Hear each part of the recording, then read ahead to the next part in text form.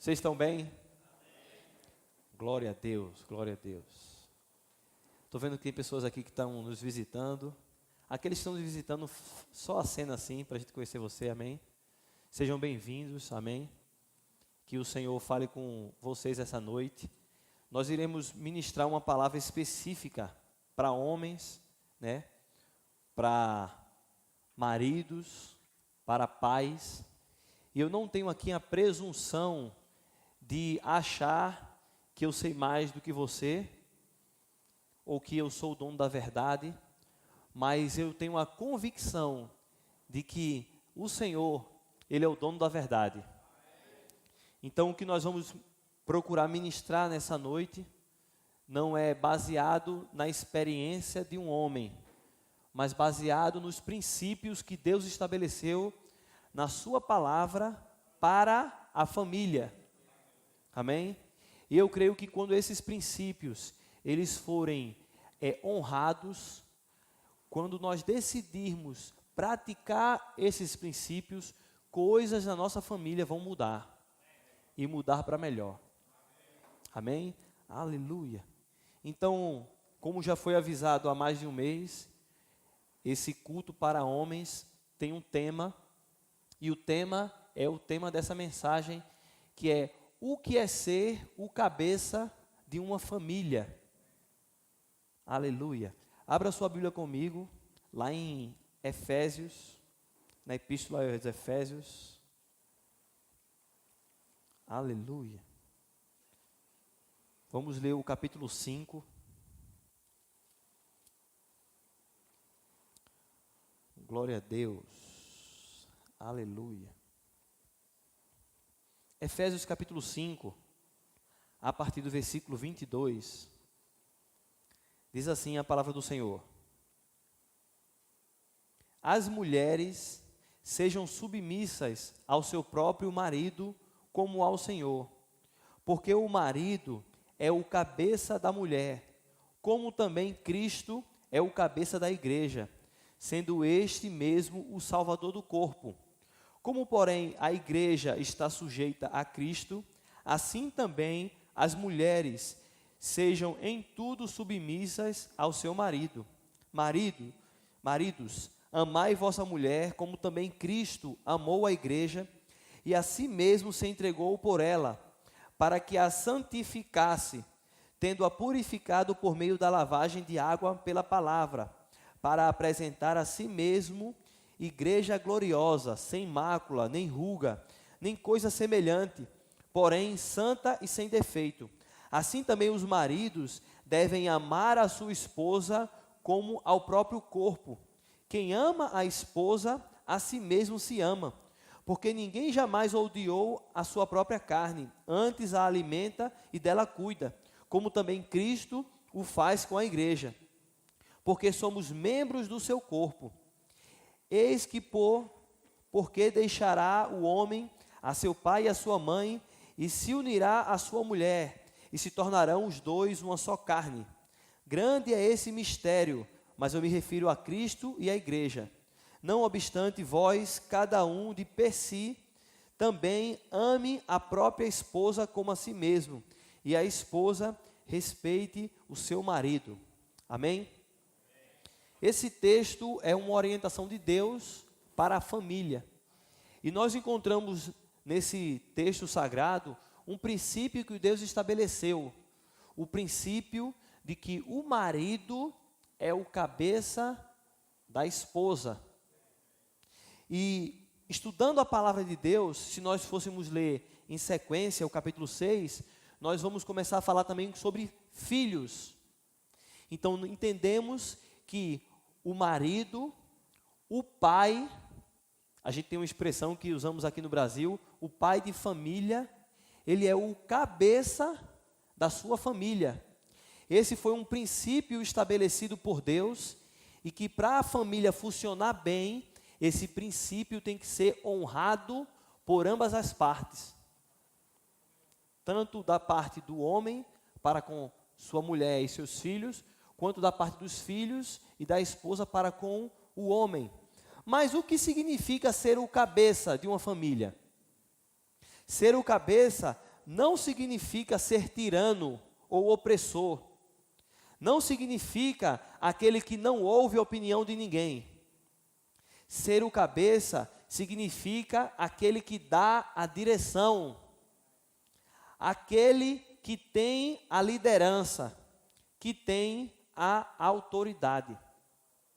Irmãos, pense comigo, eu sei que esse texto tem incomodado muita gente, principalmente o chamado movimento feminista, que não aceita que um homem esteja numa posição acima da mulher. E elas têm pego esse texto e têm dito, a Bíblia não existe, como é que isso está escrito? Que a mulher tem que se submeter ao marido. Deixa eu te dizer uma coisa, irmão. Em tudo que Deus criou, Ele estabeleceu um princípio chamado de princípio de autoridade. Tudo que não tem autoridade vira anarquia. Qualquer ambiente, qualquer coisa, qualquer negócio, qualquer grupo de pessoas, onde não exista um cabeça, vai haver desordem. Por isso foi necessário Deus estabelecer um princípio de autoridade. E tendo a família sendo o primeiro, como poderia dizer, o primeiro órgão estabelecido por Deus aqui na terra, Ele estabeleceu que o homem, o pai, o marido, estaria com essa responsabilidade. Diga responsabilidade. A responsabilidade de dar direção à sua família.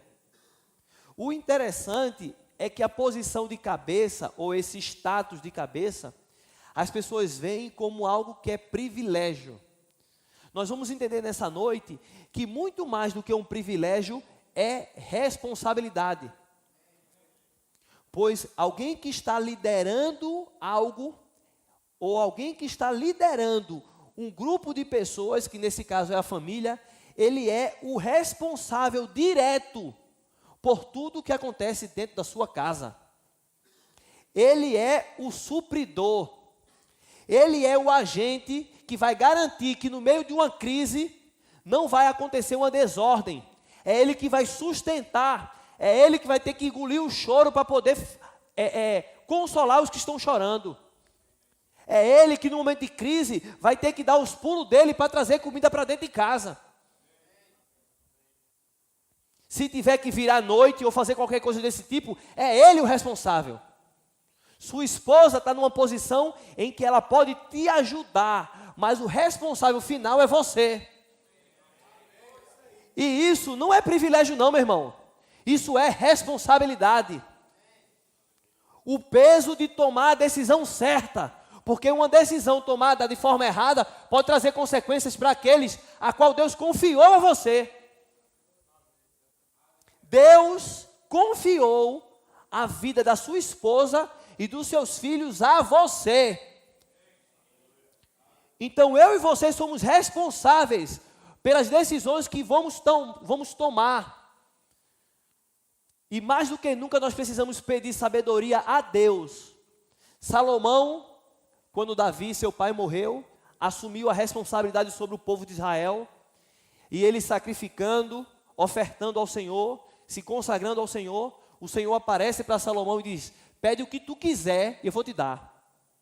Salomão poderia pedir, quero ser o homem mais rico da face da terra, eu quero ser o homem mais famoso, o homem mais... Ele poderia pedir uma série de coisas, quero que meus inimigos morram, quero ter... Não, ele disse, Senhor, me dê sabedoria para que eu possa conduzir o povo que o Senhor me deu sob a minha responsabilidade.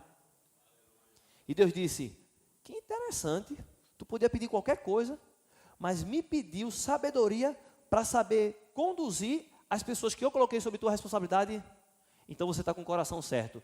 Por que você está com o coração certo? Tu não pediu não, mas vou te dar prata, vou te dar ouro, vou te dar vitória sobre teus inimigos, vou te dar... Quando a nossa oração, quando a nossa vida está focada para abençoar aqueles a qual Deus colocou sobre nossa responsabilidade, irmão, as coisas, as bênçãos, aquilo que você precisa, vai chegar como consequência. quando nós estivermos com o coração correto diante do Senhor. E o que eu acho interessante nesse texto, irmão, é que diz que a mulher esteja sujeita ao seu marido, como a igreja está sujeita a Cristo. Diga, Cristo é a minha referência de cabeça. A Bíblia diz que Cristo é o cabeça da igreja. Para pensar comigo. Você, quando casou, você fez uma aliança. Isso aqui, irmão, esse anel, o nome desse anel não é aliança, é um anel de aliança. Ele simplesmente simboliza, um sinal físico, né, algo visível, de um compromisso que você fez com a mulher que você ama. Qual foi o compromisso que você fez? Cuidar dela, protegê-la, sustentá-la, estar ao seu lado. Esse mesmo compromisso Cristo fez com você. Quando ele disse, eu estarei com você todos os dias até a consumação do século. Não te deixarei, nunca jamais te desampararei. Cristo fez uma aliança com aqueles que entregaram a sua vida a Ele. Então um dia você ouviu o Evangelho, você ouviu a palavra de Deus e disse assim, rapaz, eu quero entregar a minha vida a Jesus. Você foi obrigado a entregar a sua vida a Jesus? Sim ou não? Foi algo espontâneo. Veja, você entregou a sua vida a alguém. Por quê? Porque você estava convicto de que Cristo te amava, de que Cristo, Ele ia cuidar de você, de que era muito melhor com Cristo do que sem Ele. Da mesma forma, foi a sua esposa quando decidiu casar com você. Ela olhou para você e disse, não, estou convicta de que Ele me ama. Eu estou convicta de que Ele vai cuidar de mim. Eu estou convicta de que é melhor com Ele do que sem Ele. Então essa aliança foi feita e nós como pais, como maridos, como cabeça, nós precisamos honrar a confiança que foi colocada em nós. Cristo, eu nunca vi Jesus Cristo ser um opressor sobre aqueles que estavam debaixo dele. Pelo contrário, ele lavou os pés dos discípulos. Ele deu a vida, deixa eu te dizer, ele deu a vida pela sua igreja. E a Bíblia diz que o marido, se for necessário, tem que dar a vida pela sua esposa. Vou te dizer uma frase, essa frase vai ficar gravada. Se for para a internet, eu vou ter um bocado de problema, mas vou botar. Anota aí. Toda mulher sonha em ter um cabeça. Toda mulher sonha em ter um cabeça que a ame como Cristo ama a igreja. Ao ponto de, se necessário for, entregar a sua vida por amor a ela. Irmãos, eu conheço mulheres e também minha esposa, em conversas com ela, que dizem, não, eu não quero casar, não quero ter marido, essa minha filha foi uma produção independente, eu estou muito bem dessa maneira, só que isso se fala, mas com o passar do tempo, você observando as atitudes e as palavras que são liberadas, você percebe que não é uma opção. Por baixo você percebe uma frustração. Mulheres que se decepcionaram com homens que não fizeram o papel que Cristo fez em relação à igreja. Irmão, Cristo nunca foi, nunca será egoísta. Eu preguei aqui quinta-feira e eu falei do momento que Jesus ouviu a notícia de que tinham decapitado João Batista entregado sua cabeça numa bandeja. Quando a notícia chegou a ele, ele ficou triste. Entrou num barco para ir para um lugar deserto. Ele queria ficar só. Mas a multidão vendo ele ir, o acompanhou pela beira-mar, encontrou ele no lugar desértico, que depois aconteceu a multiplicação dos pães e dos peixes, mas no momento que Jesus estava triste, querendo ficar só, que viu a multidão, se compadeceu deles e os curou. Naquele momento Jesus poderia dizer, espera aí, eu não tenho nem um tempo para mim, eu não tenho nem sossego, eu preciso de um tempo para respirar. Não, até nos momentos que ele mais precisava ficar só, que ele precisava cuidar dele mesmo, ele disse, não, eles estão precisando de mim. Deixa eu atender primeiro a necessidade deles. Deixa eu atender primeiro a necessidade deles. Deixa eu atender primeiro a necessidade deles, para depois atender a minha. Qual é a mulher que não vai querer isso, meu filho?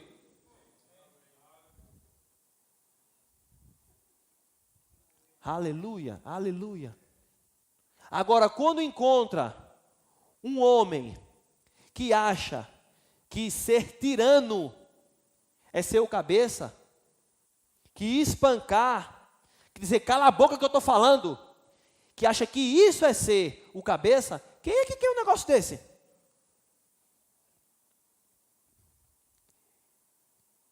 Vocês estão aqui ainda? E a Bíblia diz, aleluia, o versículo 25, maridos, ainda em Efésios 5, maridos, amai vossa mulher, como também Cristo amou a igreja, e a si mesmo se entregou por ela. E diz assim, para que a santificasse, para que a santificasse. Irmão, Cristo, ele entregou a sua vida pela igreja, ele amou a igreja, e a Bíblia diz que ele fez isso, e ele tinha um propósito, santificar a sua igreja. Já que a Bíblia está fazendo essa comparação entre Cristo e a igreja, entre o marido e a esposa, deixa eu te dizer uma coisa. Lá em 1 Tessalonicenses, capítulo 5, versículo 23, o apóstolo Paulo fala assim, e o vosso espírito, alma e corpo sejam conservados íntegros e irrepreensíveis para a vinda do nosso Senhor Jesus Cristo. Nós precisamos entender que a nossa esposa e que os nossos filhos não são apenas um corpo, mas como a Bíblia diz, eles são um espírito, eles têm uma alma, uma mente, onde existem emoções, onde existem vontades, onde existe a razão, e eles habitam num corpo. A Bíblia diz que Cristo fez tudo isso porque tinha interesse genuíno pela sua noiva. Nós precisamos ter interesse genuíno pela nossa esposa. E o que é ter interesse por ela? É cuidar do seu espírito, da sua alma e do seu corpo. Nós precisamos cuidar do espírito, da alma e do corpo dos nossos filhos. Mas pastor, eu não entendi, o que o senhor está querendo dizer? Levar comida para casa não é o suficiente. É importante, mas não é tudo. Você cuidar de alimentar o físico, o corpo do seu filho e da sua esposa é apenas uma parte. A Bíblia diz, para que a santificasse. O marido tem responsabilidade sobre a vida espiritual dos seus filhos e da sua esposa. Aleluia. É ele que vai dizer, desliga a televisão, que a gente vai jantar sentado à mesa. E a gente vai orar e vai ler um texto da Bíblia antes de comer, antes de se alimentar. É ele que vai estar atento para o que sua esposa e os seus filhos estão vendo na internet e assistindo na TV. Ou que tipo de amizades eles estão tendo, para que a santificasse. Você não precisa apenas alimentar o corpo da sua esposa e dos seus filhos, mas também cuidar do espírito deles. O que é o alimento para o espírito? A palavra de Deus. Nem só de pão viverá o homem, mas de toda a palavra que procede da boca de Deus. Qual foi a última vez que você deu uma palavra de Deus para sua esposa? Qual foi a última vez que você orou por ela? Mas não apenas o espírito, a alma também. Você sabia que a sua esposa e que seus filhos precisam ter as suas emoções supridas? Aleluia, aleluia. Dizer eu te amo, não vai cair seu dente não, meu filho. Não vai arrancar um pedaço da sua língua não. Sua esposa tem uma alma, onde tem emoções, e que precisam ser supridas. Quando sua esposa botar uma roupinha melhor, aí você diz, amor, você está linda. Passa o WhatsApp para 100 pessoas no dia, passa um para ela. Amor, estou no trabalho, mas já estou com saudade. Eu dou graças a Deus pela mulher que Ele me deu. Você não é qualquer uma, você é preciosa. Passa uma mensagem, meu irmão. Da mesma forma, é com seus filhos. A gente vai entrar na parte de filhos. Mas você que tem filha, pai, você que tem filha, você precisa elogiar a sua filha.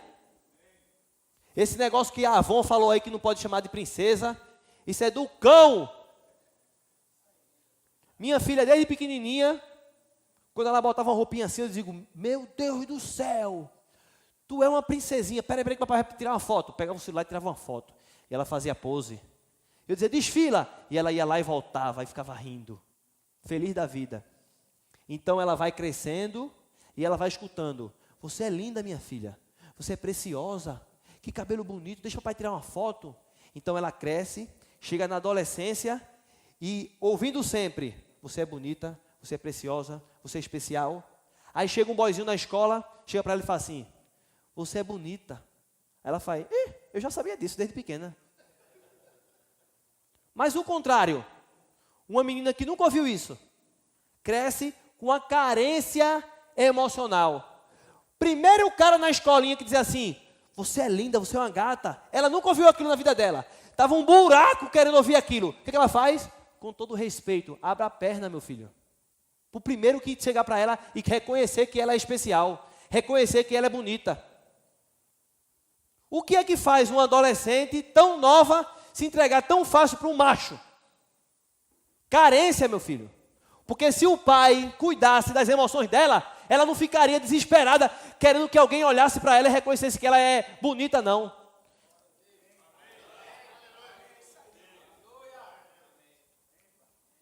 Aleluia. Nós precisamos suprir não apenas o corpo, o físico, com alimento, com feijão, arroz e farinha, mas precisamos suprir as emoções e suprir o espírito. Ore pelos seus filhos, pelo amor de Deus.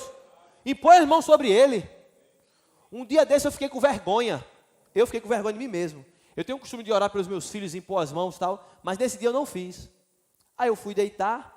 O Guinho, quando ele dorme muito à tarde, quando chega a noite, ele fica sem sono e fica inventando moda, né? Então ele foi deitar, deu perto de meia-noite e lá vem o Guinho. Eu disse, já está enrolando, dormiu de tarde. Aí foi, deitou, buracou entre eu e minha esposa e ficou lá, quietinho. Aí eu disse, rapaz, tu está me enrolando, né? Ele disse, não, que eu tive um pesadelo, tive um negócio aí, e vou dormir aqui, não vou dormir na minha cama nem a pau. Disse, rapaz, tá bom, vai, dorme. Aí ele virou para mim assim, fez, papai, faz uma oração por mim, por favor. Aí eu, eita, meu irmão, ele falou que teve um pesadelo, era para eu agir na hora, né? Está bom. Depois eu impus as mãos sobre ele, orei. Ele disse, estou me sentindo melhor, obrigado, viu? Eu disse, poxa, aprendi mais uma, viu? Aleluia, aleluia, aleluia. Irmãos, nós precisamos assumir o nosso papel de cabeça.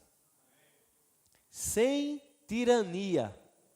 Sem botar o dedo na cara e dizer assim, eu que mando aqui. Isso aí não leva a nada. Eu nunca vi Cristo fazer isso com os seus discípulos, com aquelas pessoas que o seguiam, com a sua igreja. E mesmo assim eles obedeciam. Por quê? Porque eles eram conquistados, é uma autoridade que é conquistada pelo amor. Aleluia. E se você é daqueles que trata mal sua esposa, eu vou te dizer que em 1 Pedro, capítulo 3, versículo 7, diz que você tem que tratar a sua esposa com honra, considerando ela como um vaso mais frágil, para que a sua oração não seja impedida. Então, maridão, você que dá aquele grito na sua esposa, né? Que desrespeita ela, que não a honra. Deixa eu te dizer uma coisa, a sua oração não passa do teto. Oh, aleluia, dá um glória a Deus, meu irmão. Deus, o Senhor precisa me ajudar, Deus. Eu estou passando por uma luta tão grande. Entra com a tua providência no meu trabalho. Abre as portas, Senhor. Manda cliente, Senhor. Tira esse caroço, Senhor. E a oração não passa nem da 2 metros. Não passa nem do PVC, do gesso, não passa. E Deus está dizendo, honra a tua esposa. Considera ela como um vaso mais frágil. Cuida dela, porque senão, ouvidos tapados. Lá em Malaquias capítulo 2, versículo do 13 ao 16, nós temos Deus dizendo que já estava incomodado com as lágrimas que eram derramadas no seu altar. Sabe o que eram as lágrimas? Das mulheres chorando pela forma que os maridos estavam tratando elas. E lê lá depois, Malaquias 2, do 13 ao 16, o que é que Deus diz? Eu fui testemunha entre você e a mulher da sua mocidade, a qual você, aí começa a dizer para o marido que não está cuidando da sua esposa, e está achando que Deus não está vendo. Deus está vendo sim, meu irmão, Deus está vendo. Aleluia, é o fogo do céu descendo, a igreja dando glória. Oh, aleluia, aleluia, aleluia, aleluia, aleluia. Glória a Deus.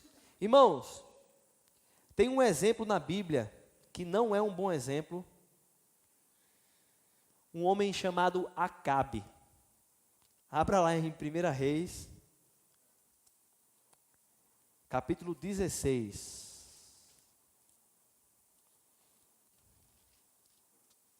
1 Reis, capítulo 16, versículo 30.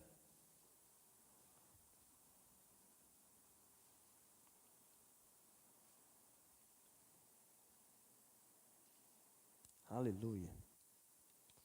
Glória a Deus, aleluia.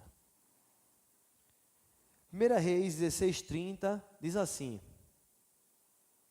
fez Acabe, filho de Onre, o que era mal perante o Senhor, mais do que todos os que foram antes dele. Segura aí, deixa a tua Bíblia aberta. Acabe, nesse texto, se você ler completo, Acabe vai ser rotulado como o pior rei de Israel. Começa a dizer que Acabe fez um monte de coisa que não prestava. Só que quando você vai olhar para a vida de Acabe, e você vai procurar entender por que Acabe teve um reinado tão ruim, tanta desgraça no reinado de Acabe, tanta coisa errada, como Acabe fez tanta coisa, e foi considerado o pior rei que já teve Israel. Se você for estudar, você vai chegar a uma conclusão. Vá para o capítulo 21 agora, de 1 Reis ainda, capítulo 21, a partir do versículo 25. 1 Reis 21, 25. Aleluia. Aleluia. Ninguém houve, pois, como Acabe, que se vendeu para fazer o que era mal perante o Senhor. Por quê? porque Jezabel, sua mulher, o instigava, que fez grandes abominações, seguindo os ídolos, segundo tudo o que fizeram os amorreus, os quais o Senhor lançou diante dos filhos de Israel. Tendo Acabe ouvido essas palavras, rasgou suas vestes, cobriu de pano de saco seu corpo e jejuou. Dormia em panos de saco e andava cabisbaixo. Então veio a palavra do Senhor a Elias, o tesbita, dizendo: não viste que Acabe se humilha perante mim? Até aí. Irmão, entenda uma coisa. Esse texto prova que Acabe não era uma pessoa tão ruim assim.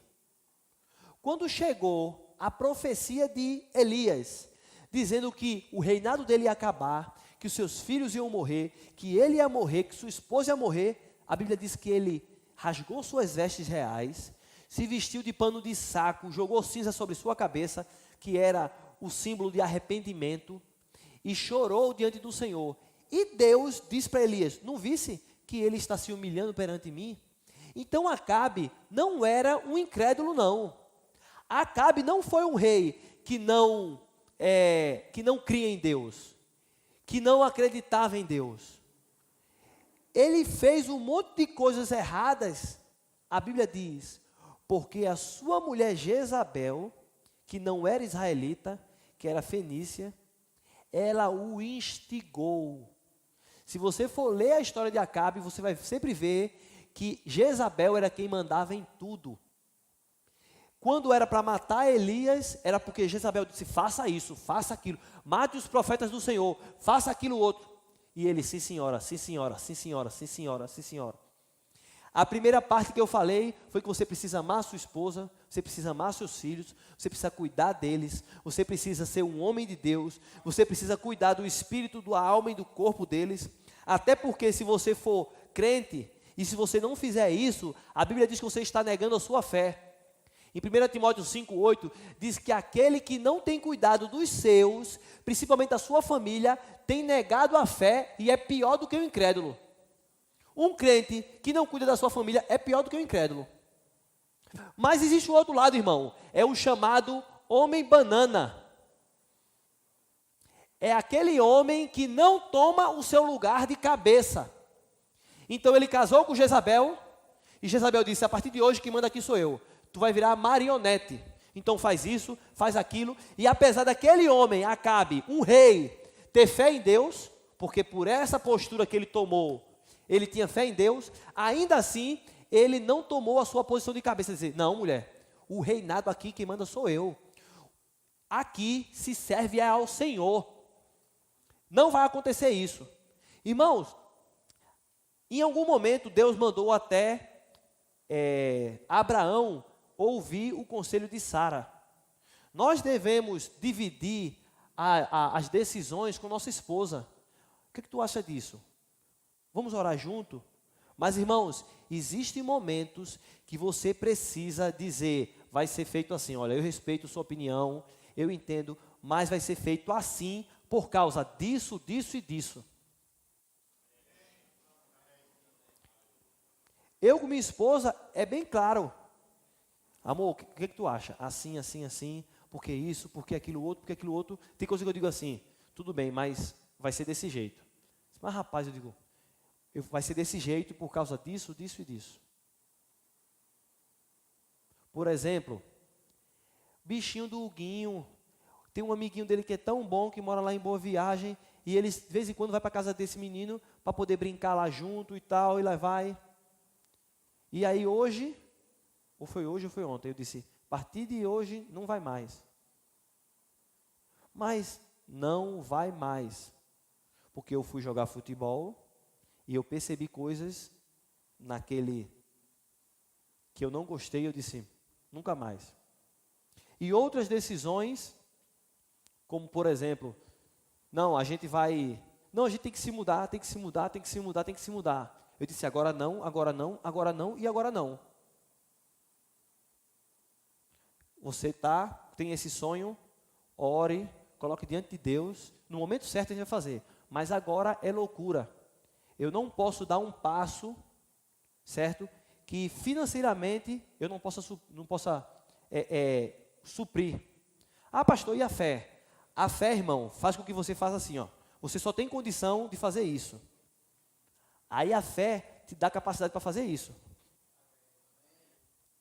Mas, se você diz, não, eu ganho um salário mínimo, eu estou crendo para morar num apartamento lá no Le Parque, que é 5 mil reais o aluguel. Aleluia. Isso não é fé, isso é presunção. Irmão, as coisas são de glória em glória, de degrau em degrau. Se você ganha um salário mínimo, creia para, sei lá, alguma coisa, próximo passo, e depois o próximo passo, e depois o próximo passo.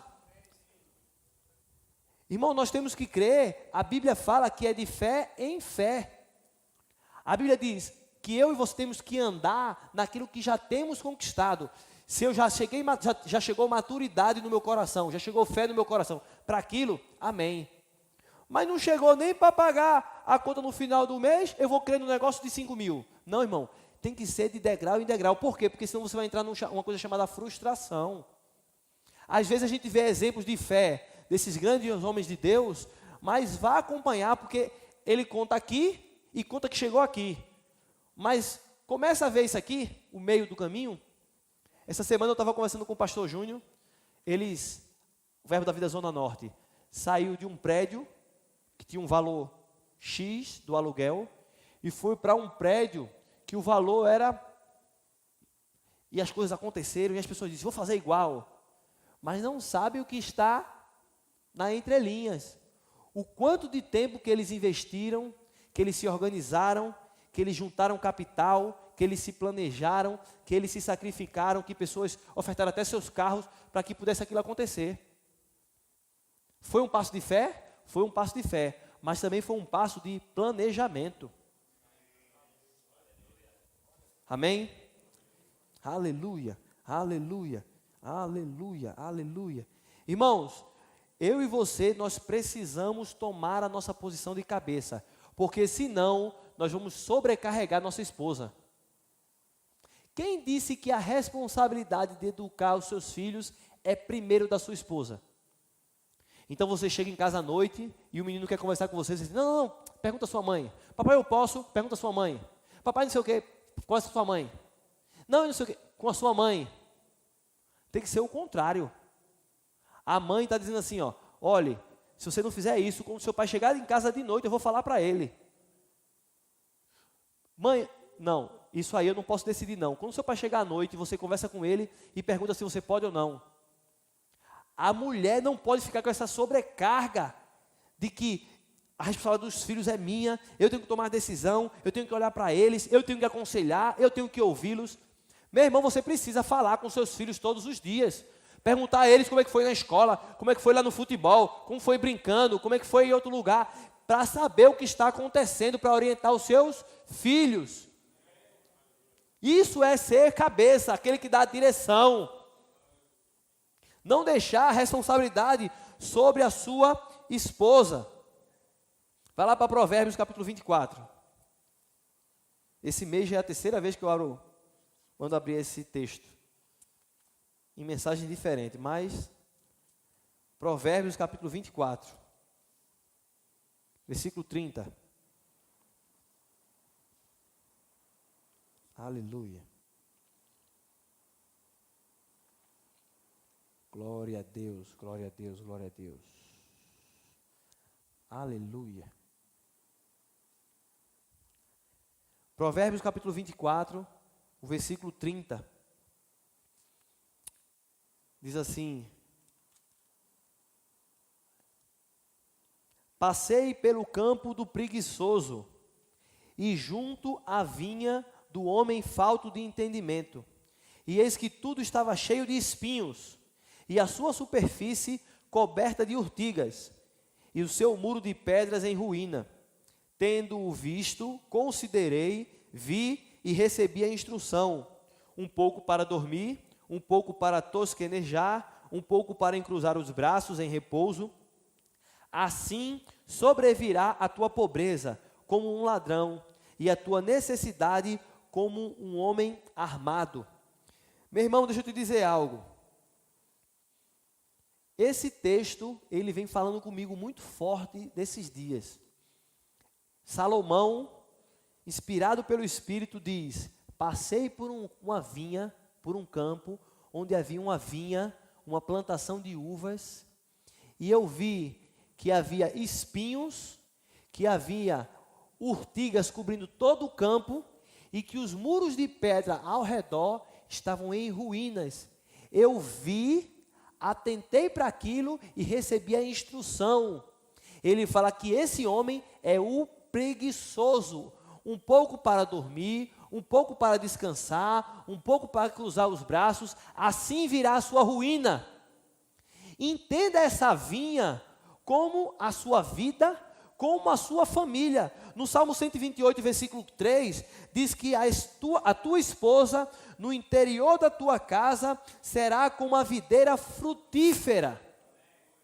Irmãos, imagina a cena, um campo, lindas uvas, cercada por espinhos, o campo coberto por urtigas, e o muro, que significa proteção, cuidado, em ruínas. Deus, é Ele que nos dá as uvas. Deus nos dá a semente, a gente planta, a gente rega, mas só quem faz aquilo crescer e florescer e frutificar é Deus.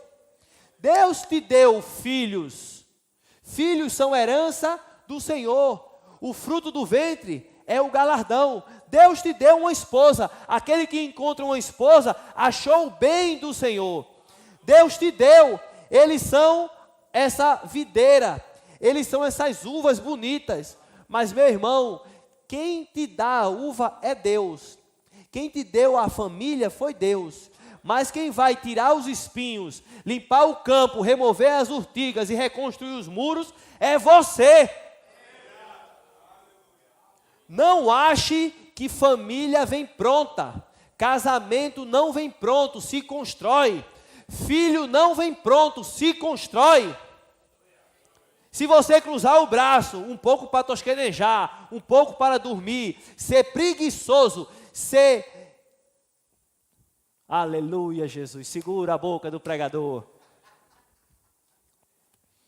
Nós precisamos, irmãos, nos levantar e assumir a responsabilidade que Deus nos deu.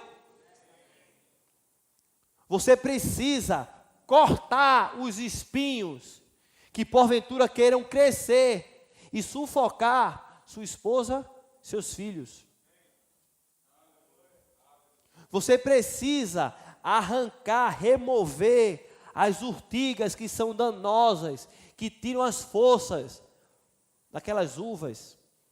Você precisa cercar, reconstruir. Isso fala de proteção. Aleluia. Não deixe seus filhos criarem laços de amizade com pessoas que você sabe que vai acabar com a vida deles. Não permita que seus filhos fiquem viciados na sua frente. Eu tenho um Xbox One em casa, videogame top da galáxia. O Guinho e Radassa já sabe, eles nem pedem para jogar no dia de semana, porque sabe que a resposta é não. Eu digo, ó, se você estudar, tirar boa nota, for bem na escola, obedecer a professora e obedecer a mamãe, no sábado você joga. Tu acha que de segunda a sexta o menino fica doido para jogar? Não é? Fica. E a resposta é o quê? Não. Porque eu sei que videogame vicia, porque eu já fui novo e eu era viciado em videogame. Eu já comecei a jogar num dia e passei a madrugada jogando eu e outro camarada até o outro dia, 36 horas jogando direto, eu quando era mais novo. Na época ninguém tinha Super Nintendo, era alugado a máquina. Um dia, pronto, a gente alugou e disse, vamos gastar. Papai, mamãe, por que você vai dar um tablet ou um celular para a sua criança que é tão nova? Um dia desse, Radassa estava ouvindo um negócio lá no YouTube, e era aquela música de Frozen, né? Você quer brincar na neve, então eram os slides passando do desenho e a música atrás. Aí tudo bem. Daqui a pouco acabou e entrou um novo vídeo. A tela, as fotos eram as mesmas, só que a música era alterada. Eu percebi a voz diferente, eu digo, a voz está um pouco diferente daquela música original. Quando eu fui ouvir, meu irmão, era simplesmente a música dizendo que era como se as duas irmãs, que são duas irmãs do desenho, fossem duas namoradas. Aí falava, você quer dar uma pegadinha, não precisa ser hétero, não sei o quê. Eu disse, não acredito não. Na hora eu tomei da mão dela, disse, como é que pode? Irmão, tem gente maligna na internet valendo, doida para acabar com a vida do teu filho, doido para acabar com a vida do teu filho. Aí quem é que vai construir os muros em redor? Você vai esperar quem fazer isso? É você que é o responsável por isso. É você, não espere que outro vai fazer não. É você que vai fazer. Mas, um pouco para dormir, um pouco para tosquenejar, um pouco para encruzar os braços. Bob Esponja. Nunca gostei daquele desenho. Nunca deixei meus filhos assistir. E estudando um pouco sobre aquilo, vendo, se rapaz, esse negócio tem coisa errada aí. Aí fui ver algumas coisas na internet, aí vi lá coisas voltadas para o homossexualismo. Aí eu disse, rapaz, será que eu estou sendo muito radical? Aí minha esposa, ela estava no final do curso de pedagogia na Universidade Federal de Pernambuco.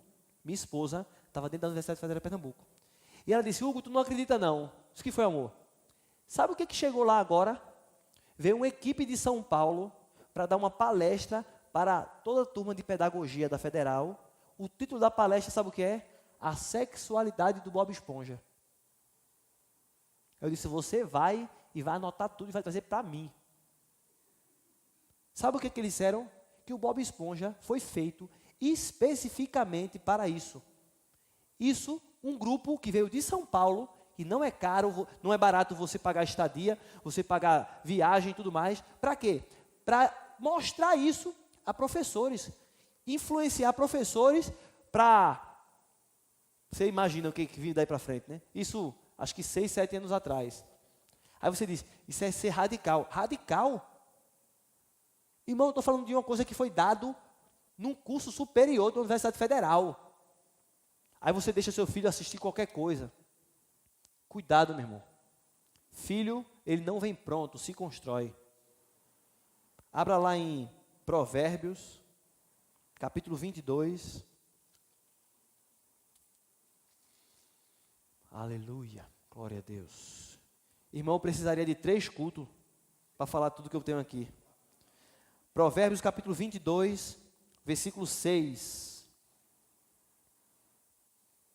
Provérbios 22, versículo 6. Diz assim: ensina a criança no caminho em que deve andar, e ainda quando for velho, não se desviará dele.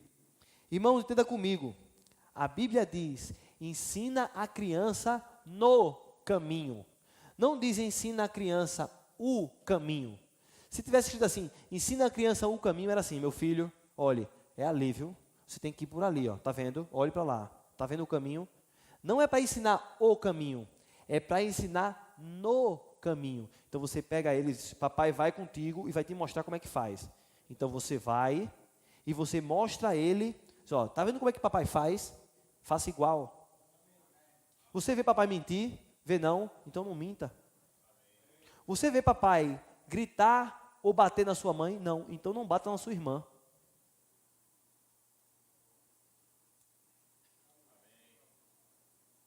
Aleluia. Então você vai no caminho ensinando a criança. Deixa eu te dizer uma coisa. A frase mais idiota que existe no universo é: faça o que eu digo, mas não faça o que eu faço. Um pai falando para um filho: faça o que eu digo, mas não faça o que eu faço. O filho vai dizer: beleza, pai, beleza. O próprio Jesus falou em João 5,19 que o filho, ele faz aquilo que ele vê o pai fazendo. Palavras convencem, exemplo arrasta. Como você pode dizer ao seu filho para não fazer algo que ele vê você fazendo? E a Bíblia diz que se você ensinar o seu filho no caminho, Se você ensinar seu filho no caminho, ainda quando estiver velho, não se desviará dele. Mas não ensina o como. Vai com ele e mostra. Ele tem que olhar para a tua vida e ver o exemplo. Você tem que ser exemplo para ele ou para ela. Aleluia, aleluia. Ensina a criança no caminho. Filho não vem pronto, se constrói. Filho é o resultado do trabalho que os pais fazem. A falta de consciência, a falta dessa consciência, deixa os pais alheios a essa responsabilidade. Se você não souber disso, você vai dizer, não, deixa o menino aí, ele vai crescer, ele vai desenrolar. Aí quem vai educar o teu filho vai ser um youtuber, né? Vai ser um programa de TV, vai ser um amigo, vai ser uma outra influência. A sua influência sobre o seu filho tem que ser tão grande ao ponto de fora ele rejeitar. Alguém chegou para o meu filho com algumas crianças. Vamos ver quem fala aqui o palavrão mais pesado. Isso essa semana agora. Eu peguei um A, mas tá bom, passou. Ele não vai mais para lá. Ele disse, nem morto. O caba parou a brincadeira na hora. Disse, nem morto. E quando chegou em casa, ele foi direto. Papai, aconteceu assim, assim, assim, assim, assim. Quando ele foi jogar futebol, ele disse, foi aquele ali, ó.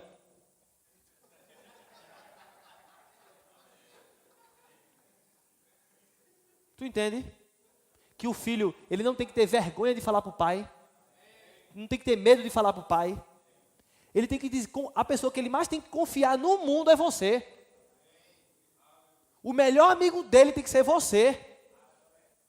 Ele tem que olhar para a tua vida e se espelhar, meu irmão. O Guinho diz assim, eu vou ser engenheiro e pastor. Irmão, ele tem que olhar para a tua vida e dizer assim, poxa, eu quero. Irmão, ele tem que olhar para a tua vida e tu tem que ser o herói dele. Aí quando ele vir para você, você diz, olha, mas papai tem um herói, que é Jesus. Aí ele, ó. Então você diz o que Paulo disse, filho, seja meu imitador como eu sou de Cristo. Precisamos ser a referência de Deus para a vida dos nossos filhos. Aleluia, aleluia, aleluia. Deixa eu priorizar aqui, irmão, para ver o que a gente vai falar. Existe uma coisa que nós precisamos entender, que a personalidade dos nossos filhos, ela é construída.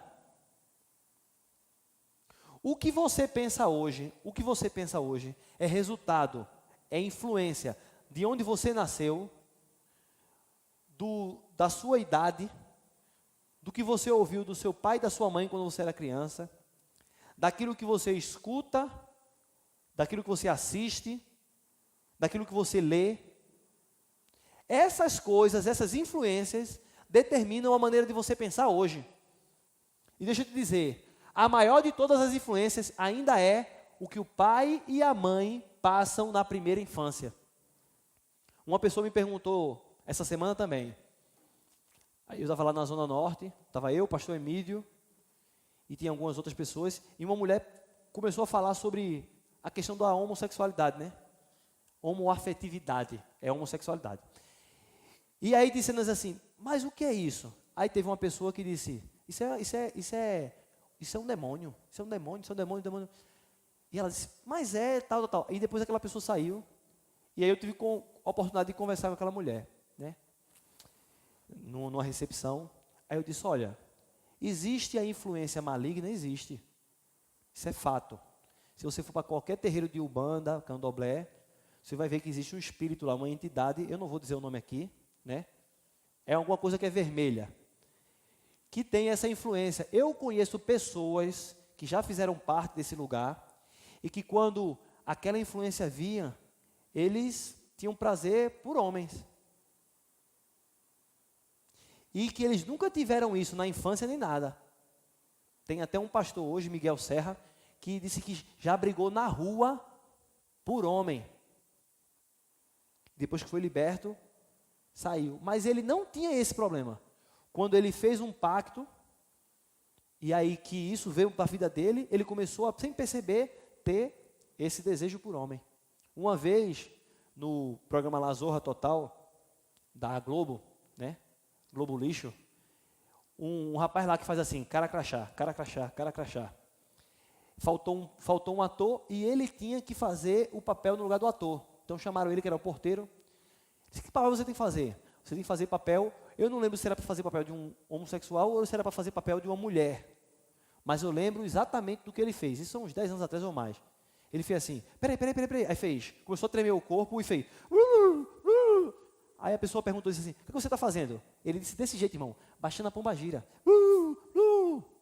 Isso no programa. Ou seja, num programa de televisão, um negócio escrito, veja a ligação que eles têm.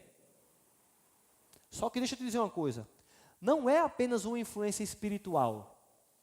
Lembra? Espiritual e corpo. Existe uma influência também sobre o corpo. Problemas biológicos podem gerar transtornos hormonais que podem determinar coisas na vida da pessoa. Irmão, essa questão de hormônio é uma coisa muito séria. Se você pegar uma mulher que tem problema hormonal, que tem problema na tireoide, eu já vi um caso, que você olhava assim, você dizia, ela está possuída por um demônio. E não era nada, era simplesmente porque os hormônios dela estavam loucos. A gente não tem noção de como nossa mente é interligada com o nosso corpo. Ela parecia estar louca, maluca. Era o quê? Os hormônios descontrolados. Da mesma forma, imagina que o diabo de alguma forma alcança o corpo de alguém, isso aí na Bíblia tem várias passagens sobre isso, para desequilibrar o nível de testosterona de uma criança, por exemplo. Pode gerar coisas. Mas deixa eu te dizer, a principal influência que leva uma criança, uma pessoa a isso, não é espiritual, existem casos espirituais, existem casos físicos, biológicos, mas a maior delas é na alma. Na alma. Eu escutei uma pessoa agora que é de dentro do Ministério da Educação dizer que não, a escola, ela nunca tem o poder e nunca vai ter de mudar a orientação sexual do teu filho. Deixa eu te dizer uma coisa. Tem. Uma criança, ela é como uma esponja. Ela absorve tudo. E aquilo que ela ouvir na primeira infância vai alterar muita coisa sobre o comportamento dela. Quer ver um exemplo? Crianças que foram molestadas, que foram abusadas sexualmente, e que depois disso acabam sendo ou pedófilos ou partindo para a homossexualidade. Uma intervenção que gerou um trauma, que gerou um desvio de comportamento, mudança de orientação sexual. Eu vi um dia desse um vídeo, 2 vídeos comparando. Botou um bebê na frente daquele filme, eu acho que é Rambo, ou é Rocky Balboa. O bebê, acho que tinha 2 anos não. Ele imitava igualzinho, aí fazia os marinheiros, e subia, e fazia o boxe, do mesmo jeito. Aí mostrou um outro vídeo, de uma criança que assistia várias vezes aquela, talvez eu esqueço, é uma cantora americana aí, bem sensual. Não, mais nova. Não. Beyoncé, pronto. Mas meu irmão, o menino assistindo tantas vezes, que da mesma forma que o outro bebê imitava o Rocky Balboa, e aquele jeitão, irmão, o rebolado era o mesmo, a mão para trás assim, e tal, e tal, e tal. Uma criança, ela vai repetir aquilo que ela vê continuamente. Aí entra a história do Bob Esponja. Vai ver na internet sobre Bob Esponja. Aí uma criança fica assistindo aquilo várias vezes. De repente vem para a mente dela, tem uma imagem que cai uma pedra na mão dele, pum. Aí a unha aqui fica vermelha. E ele, ai.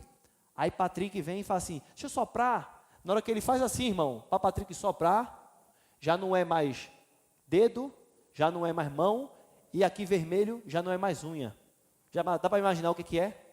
Só que isso é milissegundo. Isso se chama linguagem subliminar. Vai para o subconsciente da criança, a criança vê aquela imagem várias vezes, e depois está na escola, aí vê um amiguinho nu, aí fica com vontade de fazer aquilo, não sabe por quê. Porque viu aquilo sendo feito várias vezes, aí quer repetir. Vocês estão aqui? Agora, quem é a pessoa que Deus colocou para vigiar, para construir os muros em redor, para tirar a ortiga, para tirar os espinhos? Diga, sou eu. Diga, Deus conta comigo.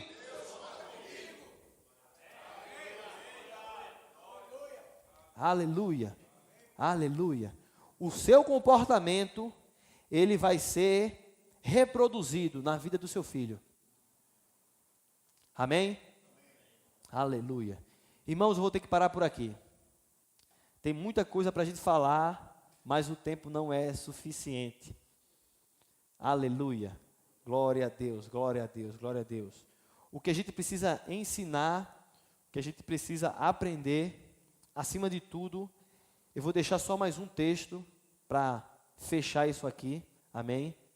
Deuteronômio capítulo 6. Deuteronômio capítulo 6. Aleluia.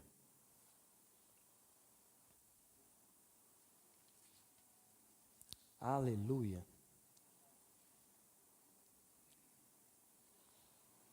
Glória, glória, glória a Deus. Deuteronômio capítulo 6, a partir do versículo... Vamos ler a partir do versículo 1. Quem achou, dê um glória a Deus. Estes, pois, são os mandamentos, os estatutos e os juízos que mandou o Senhor teu Deus, se te ensinassem, para que os cumprisse na terra a que passas para possuir, para que temas ao Senhor teu Deus, e guarde todos os seus estatutos e mandamentos que eu te ordeno, tu e teu filho, e o filho do teu filho, todos os dias da tua vida, e que teus dias sejam prolongados. Ouve, pois, ó Israel, e atenta em o cumprires, para que bem te suceda, e muito te multipliques na terra que mana leite e mel, como te disse o Senhor teu Deus, como te disse o Senhor, Deus de teus pais. Ouve, Israel, o Senhor nosso Deus é o único Senhor. Amarás, pois, o Senhor teu Deus de todo o teu coração, de toda a tua alma, de toda a tua força. Estas são as palavras que hoje te ordeno, estarão no teu coração. Tu as inculcarás a teus filhos, e delas falarás assentado em tua casa, e andando pelo caminho, e ao deitar-te, e ao levantar-te, também a atarás como sinal na tua mão, e te serão por frontal entre os olhos, e as escreverás nos umbrais da tua casa, e nas tuas portas. Irmãos, Deus, Ele deu mandamentos, e o maior deles é: amarás o Senhor teu Deus de todo o teu coração, de toda a tua alma, de todo o teu entendimento. Aí Deus diz: tu o inculcarás, colocará dentro da cabeça do teu filho. Tu falarás sobre isso, sentado na tua cama, sentado na tua mesa, andando. Tu fala. A responsabilidade de ensinar o teu filho não é da igreja, não é da escola, é tua. Vamos ficar de pé. Aleluia. Glória a Deus. Glória a Deus. Glória a Deus. Eita, Jesus, eu precisaria de pelo menos mais 1h30. Não seja um pai ausente, seja um pai presente. Aprenda a ouvir. Sua esposa precisa que você a ouça. E ouvir é diferente de escutar. Ouvir é ter atenção naquilo que está sendo dito. Ela precisa disso. Aleluia, aleluia. Irmãos, o diabo tem feito de tudo para destruir a família. Ele sabe que se destrói a família, destrói a sociedade. E quem é que Deus conta para fazer com que as famílias elas permaneçam firmes, protegidas, guardadas? Irmão, você precisa orar pela sua família. Você precisa orar pelos seus filhos. Aleluia, aleluia, glória a Deus, glória a Deus. Vamos orar? Põe a mão sobre o teu coração. Pai, no nome de Jesus, nós estamos aqui como homens que querem acertar, Senhor, diante da sua presença. Nós nos arrependemos por momentos, vezes, que nós negligenciamos o que nós acabamos de ouvir. Aqueles momentos que nós não cuidamos como deveríamos cuidar, que nós não amamos como deveríamos amar, que nós não suprimos como deveríamos suprir, isso no espírito, na alma e no corpo. Senhor, que o Senhor venha nos perdoar, que o Senhor venha apagar o nosso pecado, e que o Senhor venha derramar sobre nós a tua sabedoria e a tua graça, porque eu sei, Pai, que o Senhor não nos dá aquilo que nós não podemos fazer. Se o Senhor confiou a família em nossas mãos, sobre a nossa responsabilidade, é porque o Senhor já nos capacitou para sermos pais e maridos de excelência. Que a sua sabedoria, que a sua graça esteja sobre nós, para tomarmos as decisões corretas, para não olharmos só para nós mesmos, para abrirmos mão do egoísmo e olharmos primeiro para eles, porque o verdadeiro amor, o amor que é o amor do tipo de Deus, ele não procura os seus próprios interesses, ele não é egoísta, mas ele é doador. Pai, no nome de Jesus, nós colocamos a nossa família agora diante do Senhor, cobrimos a nossa esposa, os nossos filhos, cobrimos com oração, Senhor. Pai, que o Senhor venha guardá-los de todo mal, que o Senhor venha guardá-los da tentação, que o Senhor venha guardá-los de tropeçar, Senhor, que o Senhor venha dar livramento, que o Senhor venha, Pai, proteger, que o Senhor venha preparar o caminho dos nossos filhos. Quero declarar, Senhor, que nossos filhos não serão para a destruição, para a vergonha, mas serão para a tua glória. Que o futuro dos nossos filhos seja um futuro de paz e não de mal. Oh, aleluia, que eles serão bem-sucedidos. Aleluia, que eles não se perderão, que eles não se desviarão do caminho. Aleluia, mas que eles serão uma bênção para a família, para a sociedade, para o teu reino. Homens e mulheres de Deus, cheios do teu Espírito. Que o Senhor conceda sabedoria às nossas esposas, para que elas possam edificar a casa. E que o Senhor nos dê, Pai, a palavra certa, na hora certa. Aleluia. Que nós possamos ser uma referência, Senhor, para a nossa família. E que a nossa família venha trazer glória para o seu nome. Oh, aleluia, Pai. Mesmo em meio a uma geração pervertida e perversa, nós podemos sim, Senhor, manter a nossa família debaixo dos teus princípios. A tua palavra diz no Salmo 127, se o Senhor não edificar a casa, em vão trabalhos que edificam.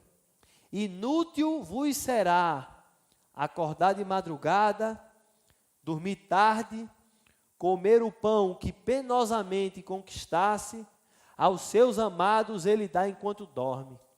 Senhor, nós cremos que o nosso esforço, o nosso trabalho de remover o espinho, remover as urtigas, construir os muros, não vai ser um trabalho inútil, porque nós não estamos edificando a nossa casa sozinhos. O Senhor está conosco, e porque o Senhor está conosco, a vitória é certa. Nós te louvamos por essa noite, pela sua graça, pela sua sabedoria sobre nossas vidas. Nós sairemos daqui e iremos praticar a sua palavra, Pai. Seremos maridos melhores, seremos pais melhores, e isso trará glória para o teu santo nome. Nós te louvamos por essa noite, no nome santo de Jesus. Amém. Aleluia. Aquele que crê, dê um glória a Deus. Aleluia. Deus é bom. Diga assim: eu e minha casa serviremos ao Senhor.